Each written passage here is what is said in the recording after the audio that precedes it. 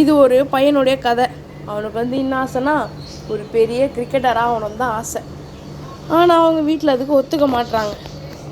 சரி, அந்த பையனை பார்க்கலாம். எந்த வேலைக்கும் போகாமல் தண்டச்சோராக இருக்கிறது தான் இவன் பேர் வந்து ஜெரான்.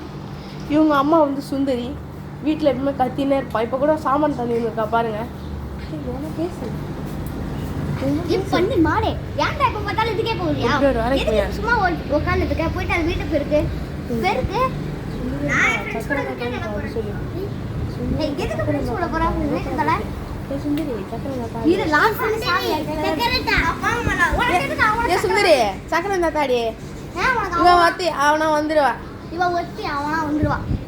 உன் காசு வச்சு நீ வாங்கிக்கோ போ. அடியே ஐயா ஐயா சக்கரை குடிடி. ஐயா சக்கரை குடி. நான் எப்படி குடுக்கணும்? உன் காசு வச்சு நீ வாங்கிக்கோ.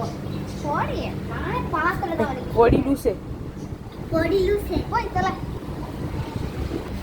இவ தான் ஜெரானோட பெஸ்ட் ஃப்ரெண்டு. இவங்க 2 பேர் தான் எப்பவுமே கிரிக்கெட் விளாடுவாங்க.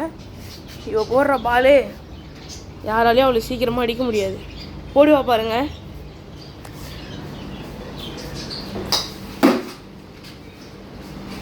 ஜெரான் அதெல்லாம் சூப்பராக அடிச்சிருவான்.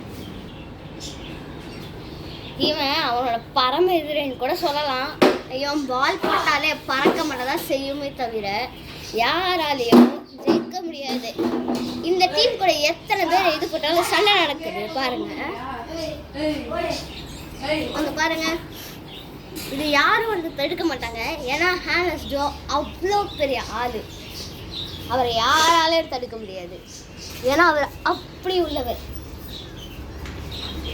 அவர் சண்டைலாம் போட ஆரம்பிச்சாருன்னா அவ்வளோதான். பாருங்க